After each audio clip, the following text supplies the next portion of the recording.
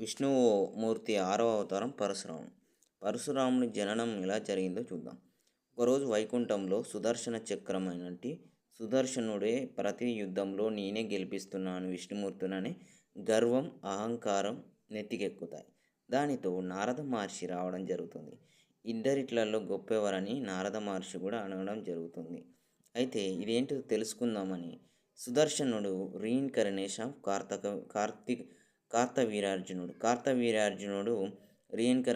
Of కార్తవీర్యార్జునుడు రీఇన్కర్నేషన్ of సుదర్శన చక్రం. సుదర్శన చక్రమే కార్తవీర్యార్జునుడికి పుడుతుంది. అయితే పుట్టినాక చంద్రవంశంలో పుడతాడు కార్తవీర్యార్జునుడు. పుట్టాక చేతులు లేనివాడిగా పుడతాడు. దత్తాత్రేయుడు అనగాదేవి ఆత్రి అనసూయ పుత్రుడు అయినటి దత్తాత్రేయుడికి పూజ చేయడం వల్ల 1000 చేతులని పొందుతాడు. ఆ చంద్రవంశానికి చెందిన దత్తాత్రేయుడిని పూజ చేసినట్టి కార్తవీర్యార్జునుడు ఆ శక్తులు పొందుతాడు. అయితే త్రేతాయుగంలో రావణాసుడితోటి కూడా పోరాడాడు కార్తవీర్యార్జునుడు కూడా అంత బలశాలి రావణుడిని ఓడించాడు. తర్వాత రాను రాను జమదగ్ని ఆశ్రమానికి వెళ్ళినప్పుడు మనం పెద్దవాళ్ళం కాదు కాబట్టి మహర్షి యొక్క ఆశ్రమానికి వెళ్ళినప్పుడు గోమాతని అడుగుతాడు. అది ఎంత భోజనం పెడుతుందో అది మా రాజ్యానికి కావాలని కార్తవీర్యార్జునుడు జమదగ్ని మహర్షితోటి గొడవకు దిగుతాడు. అది చూడలేక కార్తవీర్యార్జునుడికి రేణుకెళ్ళమ్మని వేసుకున్నాడు జమదగ్ని అని కొద్దిగా పగ కూడా పెంచుకుంటాడు. ఆ పగతోటే జమదగ్ని ముని కొద్దిగా ఉంటుంది. ఇదంతా కథ ముందు జరుగుతుంది. అప్పటికి ఇక జమదగ్ని మహర్షి చనిపోయాక పరశురాముడు విష్ణుమూర్తి అవతారంగా పుట్టడం జరుగుతుంది. 6వ అవతారంగా.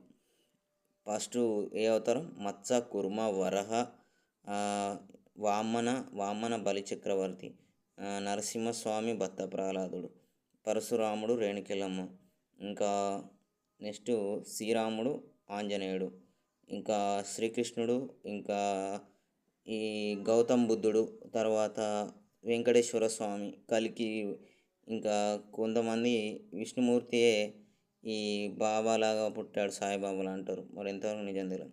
కానీ దత్తాత్రేయుడికి కార్తవీర్యార్జునుడు పూజలు చేసి 1000 చేతులు పొందాడు.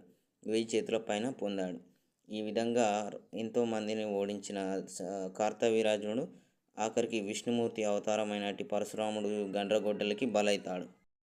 పరశురాముడి గురువు ఎవరంటే మహావిష్ణువు గురువు ఎవరంటే పరశురాముడి గురువు ఎవరంటే పరమశివుడు.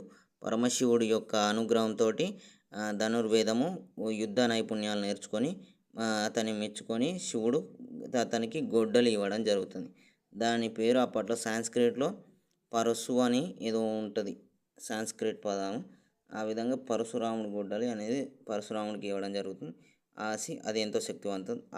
ఆ గొడ్డలితోడే కార్తవీర్యార్జునుడు 1000 చేతులు నరుకుతాడు.